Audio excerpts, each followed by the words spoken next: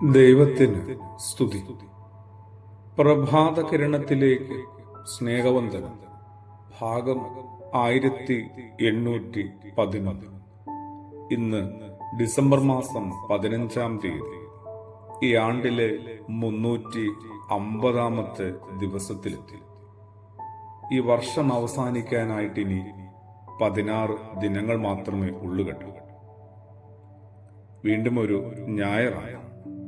പരിശുദ്ധ സുറിയാനി സഭയെ സംബന്ധിച്ച് ഇന്ന് വിശുദ്ധനായ യൗസേപ്പ് പിതാവിനുണ്ടായ ദൈവിക വെളിപാടിനെ അനുസ്മരിക്കുകയാണ്. ഉണർന്നിരിക്കുന്ന വേളകളിലെല്ലാം യൗസേപ്പ് ആലോചന ചോദിക്കുന്നത് സ്വർഗത്തോടായിരുന്നു. അയാൾക്ക് മാർഗനിർദ്ദേശങ്ങൾ ലഭിക്കുന്നത് മുഴുവൻ ദൈവദൂതന്മാരിൽ നിന്നുമായിരുന്നു. എന്റെയും നിങ്ങളുടെയും ഒക്കെ ജീവിതത്തില് അർഹതയില്ലാത്ത, യോഗ്യതയില്ലാത്ത ഉപദേശങ്ങളും നിർദ്ദേശങ്ങളുമൊക്കെ കിട്ടാറുണ്ടെന്നല്ല, നമ്മൾ തേടാറുണ്ടെന്നുള്ളതാണ്, ഏറ്റെടുക്കാറുണ്ടെന്നുള്ളതാണ്. ജീവിതം സമ്പൂർണമായി ദൈവകരങ്ങളിൽ സമർപ്പിച്ച് അവിടുത്തെ തീരുമാനങ്ങളിൽ ശരണം വെച്ച് ഓരോ നിമിഷവും ജീവിച്ചതുകൊണ്ടാവണം പ്രതിസന്ധികളുടെ തിരമാലകളിൽ ചുറ്റും അലയടിച്ച വേളയിൽ പോലും യൗസേപ്പ് ശാന്തനായിരിക്കുന്നത്, ശാന്തമായി ഉറങ്ങാൻ പറ്റുന്നത്. 127-ാമത്തെ സങ്കീർത്തനത്തിൽ പറയുന്നുണ്ട്, തന്റെ പ്രിയപ്പെട്ടവർ ഉറങ്ങുമ്പോൾ കർത്താവ് അവർക്ക് വേണ്ടത് നൽകുമെന്ന് പറയാം. ആ ഒരു സങ്കീർത്തന വചനത്തിന്റെ പൊരുളും പതിയെ വ്യക്തമായി വരികയാണ്. ഫ്രാൻസിസ് പാപ്പ പറഞ്ഞിട്ടുണ്ട്, യൗസേപ്പ് പിതാവിന്റെ ഉറങ്ങുന്ന ഒരു ചിത്രമുണ്ട്. ഏതോ കാലത്ത് ഏതോ കലാകാരന്മാര് അവരുടെ ഭാവനയിൽ നിന്ന് വരച്ചെടുത്തതാണ്. എന്നാലും ആ ഉറങ്ങുന്ന യൗസേപ്പ് പിതാവിന്റെ ചിത്രത്തോട് തനിക്ക് കൂടുതലൊരു താല്പര്യമുണ്ട്. സ്വപ്നങ്ങൾ ഉണ്ടായിരിക്കട്ടെ, അവ ദൈവത്തിൽ നിന്നായിരിക്കുകയും ചെയ്യട്ടെ.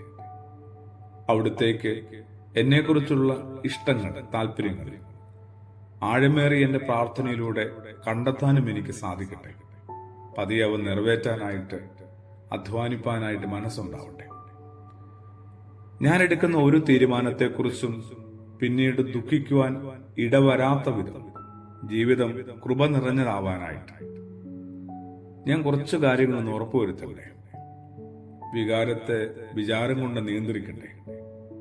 സ്വപ്നങ്ങളിലൂടെ സ്വർഗം വഴി നടത്തുമെന്ന് വിശ്വസിക്കട്ടെ. അങ്ങനെ ജീവിതത്തെ മുമ്പോട്ട് നയിപ്പാനായിട്ട് യൗസേപ്പ് എന്ന് പറയുന്ന പിതാവ് എന്നെ സഹായിക്കുന്നുണ്ട്. അതെ, ഈ മനുഷ്യൻ ഒരു വാക്കുപോലും സുവിശേഷങ്ങളിൽ മിണ്ടുന്നില്ല. മൗനം കൊണ്ട് വാചാലമായ സുഹൃത ജീവിതമാണ് ദൈവപുത്രന്റെ വളർത്തുപിതാവായ യൗസേപ്പിന്റേത്.